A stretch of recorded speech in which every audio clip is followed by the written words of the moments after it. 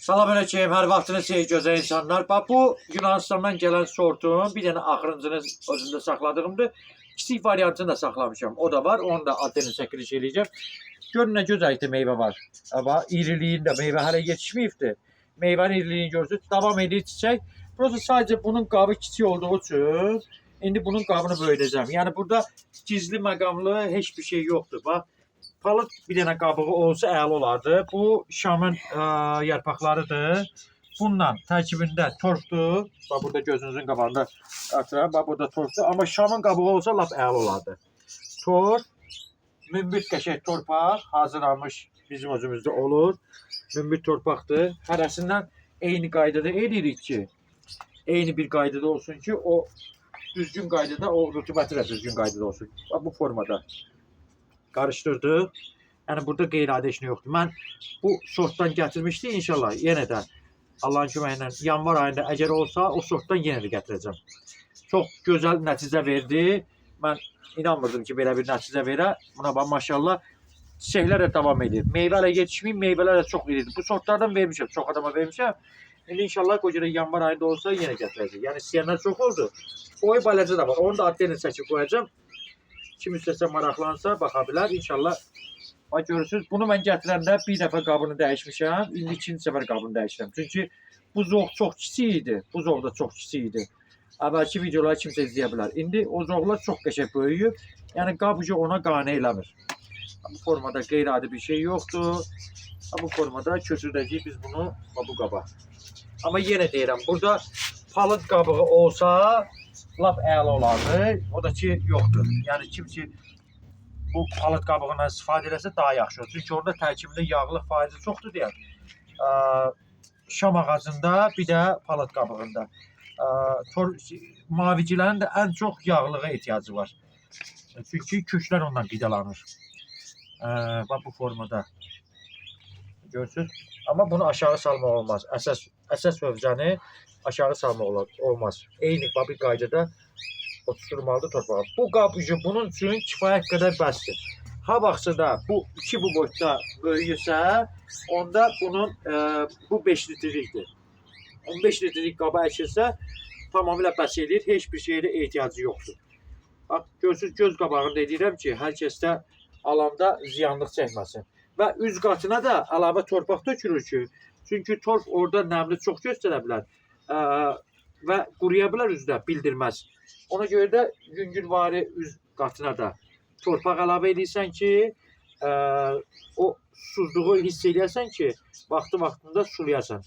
Bunu da niyə görə burada palıd qabığıdır, şamdır, torfdur, mümbit torpaqla əkilir, rutubəti normal bir qaydada olsun deyən.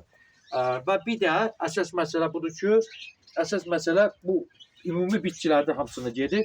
Bax, görürsünüz, belə xəttli dibçəklər əkir. İndi son zamanlar dibçək satışı hər yerdə çoxalıb. Maşallah, altı qapalı, biri deyir, içində termostat var, biri deyir, nə bilim, termometr var. Bunlar hamısı boş şeylərdir. Əgər bitkinin əsas mərhələdə alt qisminin deşikləri çox olmalıdır və yan deşikləri də daha çox olmalıdır. Əgər istəyirsiniz ki, bitkini sağlam yaşasın, bacardığınız qədər belə dibçəklərdən istifadə edin. Bəcəkli dibçəklər də olanda yenə bu format, bu deşikləri açın ki, burada daha çox havalanma olsun ki, bitkiniz, ağacınız sağlam yaşasın.